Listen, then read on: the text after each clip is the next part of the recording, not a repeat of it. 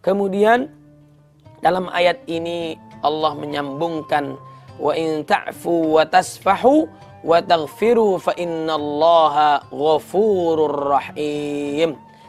Jika kamu memaafkan dan tidak memarahi serta mengampuni mereka, maka sungguhnya Allah Maha Pengampun lagi Maha Penyayang. Namanya manusia, ada kekurangan, ada kesalahan. Kalau kita mendidiknya dengan kasar, ya maka wajarlah anak juga akan kasar kepada orang tuanya. Mendidik dengan lemah lembut, contoh teladan kepada anak, kepada istri. Istri pun akan menghormati, akan menjaga keluarganya, menjaga kehormatan dirinya. Anak pun akan bangga, lemah lembut. Kemudian juga berbakti kepada orang tuanya. Manakala anak dididik dengan cara yang baik, lingkungan yang baik, yang senantiasa berpegang teguh kepada Quran dan Sunnah, hadis Nabi Muhammad SAW. Suami ada yang salah, ada yang keliru, mintalah maaf kepada istri. Wal afina 'anin nas, saling memaafkan. Kemudian istri pun salah, minta maaf kepada suaminya. Anak salah, minta maaf kepada orang tua. Orang tua juga jangan sungkan-sungkan untuk minta maaf kepada anaknya manakala dia melakukan kesalahan. Dimanapun posisi kita, jadilah kita orang yang saleh. Jadi orang tua yang saleh. Jadi anak yang saleh. Bagaimana kita menghormati orang tua kita, bagaimana kita menyayangi anak kita, berlaku adil kepada istri dan anak-anak kita. Posisi kita dimanapun menjadi orang tua yang saleh, yang taat kepada Allah Subhanahu wa Ta'ala. Dan menjadi anak pun jadi anak yang saleh, senantiasa berbakti kepada kedua orang tuanya. Jadi kalau ada kesalahan, kita minta maaf. Dan kalau ada orang yang melakukan kesalahan, kita maafkan. Namanya manusia, kayak kita nggak pernah salah saja. Kemudian yang keempat, sebagaimana di dalam surat Al-Munafiqun ayat 9. Anak penyebab lalai orang tuanya. Ini diingatkan oleh Allah Subhanahu wa Ta'ala. Ya ayyuhalladzina amanu, hai orang-orang yang beriman. La tulhikum amwalukum wala auladukum an dzikrillah. Wa man yaf'al dzalika faulaika humul khasirun. Hai orang-orang beriman, janganlah hartamu dan anak-anakmu melalaikan kamu dari mengingat Allah. Barang siapa yang berbuat demikian, maka mereka itulah orang-orang yang merugi. Gara-gara anak orang tua korupsi, gara-gara anak orang tua mencari harta yang haram, menghalalkan berbagai cara, ini yang keliru.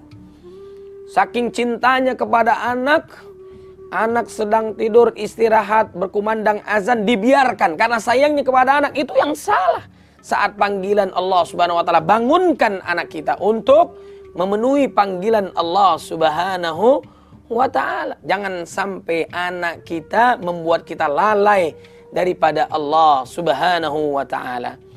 Kemudian yang terakhir, inilah harapan kita bersama, keinginan kita bersama, dan menjadi cita-cita kita bersama, sebagaimana doanya para nabi, para rasul, agar anaknya menjadi anak yang saleh.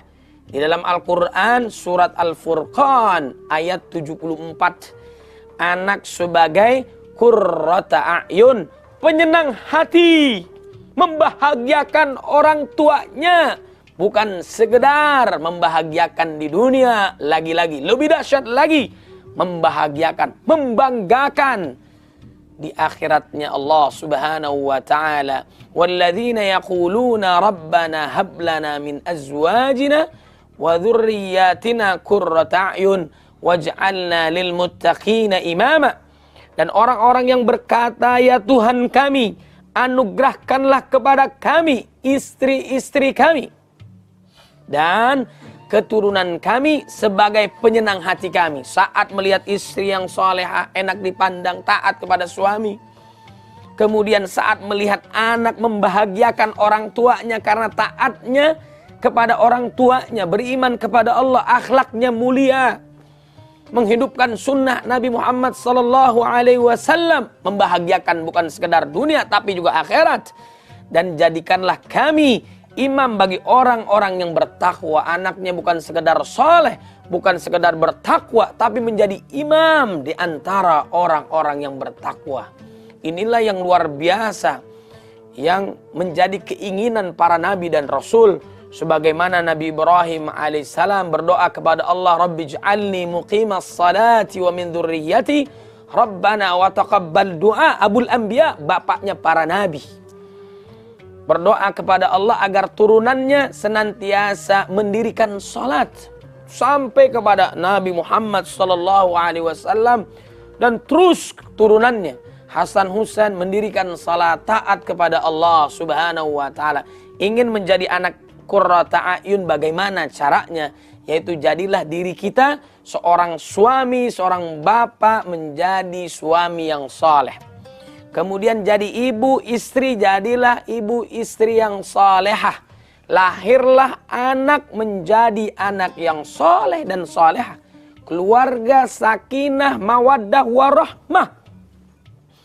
Pastikan diri kita senantiasa taat kepada Allah, menjauhi maksiat dan dosa. Otomatis anak kita akan meladani orang tuanya, akan bangga memiliki orang tuanya. Begitupun orang tua sangat bangga, bahagia kepada anaknya. Inna lillahi min ahlina minan nas man hum ya Rasulullah hum ahlul Quran wa khassatuh. Sungguhnya Allah mempunyai keluarga di muka bumi. Siapa mereka ya Rasul? Mereka adalah ahlul Quran. Suatu saat ada orang tua sangat bangganya luar biasa. Allah berikan mahkota kemuliaan yang sinarnya seperti sinar matahari. Lantaran apa? Perasaan di dunia biasa saja. Karena anakmu membaca, menghafal, mentadaburi, mengamalkan, mendakwahkan Al-Quran. Mudah-mudahan anak kita menjadi anak yang soleh, pemimpin di antara orang-orang bertakwa, membahagiakan dunia, dan menjadi syafaat kita di surganya Allah Subhanahu wa ta'ala. Subhanakallahumma bihamdika asyhadu an la ilaha illa anta astaghfiruka wa atubu ilaik. Mudah-mudahan bermanfaat. Assalamualaikum warahmatullahi wabarakatuh.